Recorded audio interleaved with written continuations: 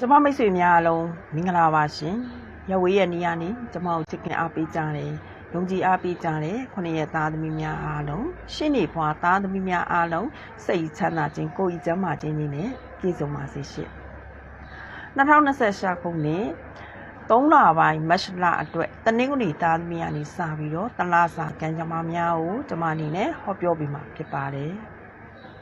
ကျမရဲ့ဗီဒီယိုလိုက်ကလေးကိုတနင်္ဂနွေသားသမီးများကြည့်ရှုနေတဲ့ဆိုရင်တော့အစဆုံးလေးကြည့်ပြီးသွားပါ။ဘာကြောင့်လဲဆိုရင်တနင်္ဂနွေသားသမီးများ3လပိုင်းမှာသူတို့ကြာရောက်နေတဲ့ကံကတော့သူတို့စောင့်မျှော်နေတယ်။သူတို့ရဲ့ကံတရားတွေကောင်းမှုအတွက်နော်သူတို့တစ်သက်လုံးတစ်သက်တာစောင့်မျှော်လာတဲ့စောင့်မျှော်ခြင်းနော်အောင်မြင်ခြင်းဆိုတဲ့ကံတွေကိုကြာရောက်နေခြင်းဖြစ်ပါတယ်။ဒါကြောင့်တနင်္ဂနွေသားသမီးများအောင်မြင်မှုဒီ3လပိုင်းမှာဆိုရင်အောင်မြင်မှုရဲ့လက်တကမ်းအလိုမှာရောက်ရှိနေခြင်းဖြစ်ပါတယ်မိမိတို့အနေနဲ့မိမိတို့ရဲ့အလုပ်လုပ်ငန်းတွေမိမိတို့ရဲ့အလုပ်အကိုင်းတွေမိမိတို့ရဲ့ဝန်ထမ်းမိမိတို့ရဲ့လုံယုံဌာနဆိုင်ရာစိတ်ရှည်ခြင်းသိခံခြင်းတွေမွေးမြူထားမယ်စောက်ကင်ထားမယ်လှုပ်ဆောင်မယ်ဆိုလို့ရှိရင်တော့မကြာခင်မှာအောင်မြင်မှုတွေကိုမျက်မြင်ကိုတွေ့ရမှာဖြစ်ပါတယ်အဲ့တော့မိမိ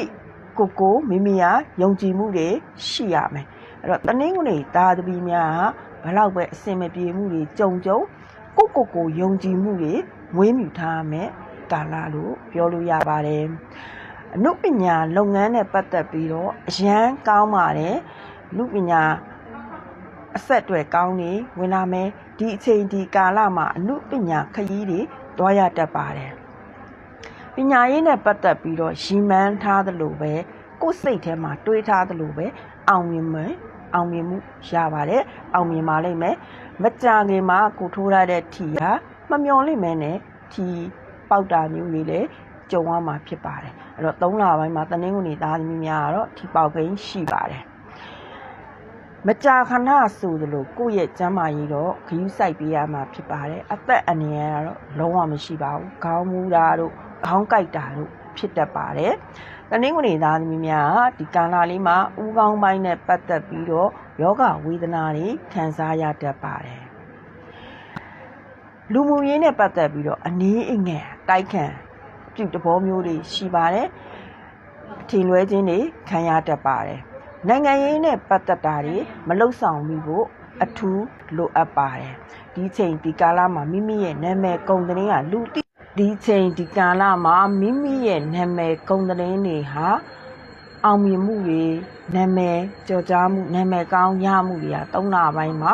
တွေ့ကြုံရမှာဖြစ်ပါတယ်ဒါကြောင့်တနင်္ဂနွေသားသမီးများဆိုလို့ရှိရင်တော့ဒီ3လပိုင်းမှာအခြေရေးနဲ့ပတ်သက်ပြီးတော့အနည်းငယ်စိတ်ညစ်ရမယ်စိတ်တော့ကရောက်မယ်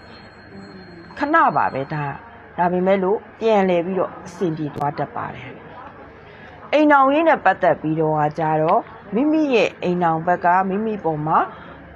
ကောင်းမွန်လာတာပေါ့ကောင်းမွန်စွာဆက်ဆံလာတာနားလည်မှုတွေရှိလာတာပေါ့အိမ်အောင်ရေးလေးကတော့အဆင်ပြေနေပါတယ်နော်နှစ်ဦးနှစ်ဖက်နားလည်မှုနဲ့အဆင်ပြေနေပါတယ်သားသမီးနဲ့ပတ်သက်ပြီးတော့လဲဝမ်းသာစရာတွေတည်င်းကောင်းတွေကြားရတတ်ပါတယ်အလုပ်ငန်းပိုင်းနဲ့ပတ်သက်ပြီးတော့အထူးတိုးတက်ကောင်းမွန်လာပါလိမ့်မယ်လုပ်ငန်းတစ်တွေစတင်တာတွေနော်ဆိုင်တစ်တွေဖွင့်တာမျိုးတွေနောက်တစ်ခုကစက်တူလုပ်ငန်းတွေပူးပေါင်းဆောင်ရွက်ရတာမျိုးတွေအောင်မြင်မှုတွေရရှိတတ်ပါတယ်ပူးပေါင်းဆောင်ရွက်ရင်လည်းကောင်းပါတယ်ဒီ3လပိုင်းမှာနော်အဲ့တော့မိသားစုအရေးမှာကြတော့တနင်္ဂနွေသားသမီးများဦးနင်းပဲ့ထောင်ပဲ့နင်းဦးထောင်ဖြစ်နေပါတယ်တနင်္ဂနွေသားသမီးများမိသားစုစီးယုံမှုတွေလျော့နေနေပါတယ်အဖက်ဖက်ကနေပြီးတော့ကိုယ်အပြစ်မြင်နေတာတွေအပြစ်ပြောခြင်းတွေခံရတတ်ပါတယ်အထူးဂရုစိုက်ဖို့လိုအပ်ပါတယ်ဒီအချိန်ဒီကာလမှာမိမိအနေနဲ့နာရေးခရီးလိုက်ပို့တာနာရေးအိမ်လေးသွားတာနော်မကောင်းတဲ့မြေတွေနေမိတာနော်ပြောရမယ်ဆိုလို့ရှိရင်နော်အာတူပါလိုက်မပို့ပါနဲ့စေယုံစေကမ်းမြေတို့နော်နာရေးအိမ်တို့တွားရောက်တာမျိုးတွေရှောင်ပေးလိုက်ရင်တော့ပိုကောင်းပါတယ်ကိုယ့်ရဲ့ကံ အမြင့်ပိုင်းထဲမှာရောက်ရှိနေတာမဟုတ်လို့မကောင်းတဲ့မြေတွေမကောင်းတဲ့နေရာတွေသွားမိတယ်ပြောမိတယ်စုံမိတယ်ထိုင်မိတယ်နေမိတယ်ဆိုလို့ရှိရင်တော့ကိုယ့်ရဲ့လှုပ်ဆောင်ချက်တွေကလွဲချော်နေပါလိမ့်မယ်မအောင်မြင်ဘူးဖြစ်နေပါလိမ့်မယ်ဒါကြောင့်ကိုယ့်ရဲ့အောင်မြင်မှုကိုယ့်ရဲ့အရာရာမှာကိုပြောတိုင်းဆိုတိုင်းအောင်မြင်မှုအတွက်ကတော့ကိုတတိနဲ့နေထိုင်ရမှာဖြစ်ပါတယ်မနက်ခင်းစောစောလေးမှာအရှိအရက်ကိုမျက်နှာမူပြီးတော့တိစားပြီးတော့ကိုလိုရာလေးဆူတောင်းပေးလိုက်ပါတမာဒီဝနှကောင်းငမြတ်တွေစောက်ရှောက်ပါတယ်အရှိရက်ကိုမျက်နှာမူပြီးတော့ဆူတောင်းမယ်ဆိုရင်တော့เนาะဒီချိန်ဒီကာလမှာတော့3လပိုင်းမှာတနင်္ဂနွေသားသမီးများဖုံးကြောင်းမကြာခဏစွန့်ကပ်ပေးရမှာဖြစ်ပါတယ်ရဟန်းတန်ဃာတော်များကိုမျက်နှာတုပ်ပွားလှူပေးတာမျိုးလေးတွေပြုလုပ်ပေးလို့ရပါတယ်မိမိအနေနဲ့ကတော့ဇီးတီကိုးပကံเนาะကိုလုံးမြတ်စွာဘုရားရှင်ကိုအမြဲမပြတ်ကတ်လူပေးရမှာဖြစ်ပါတယ်မိမိရဲ့မွေးနေ့9:45မှာလှူဒန်းပေးလိုက်ပါအားလုံးစင်ပြေပါစေ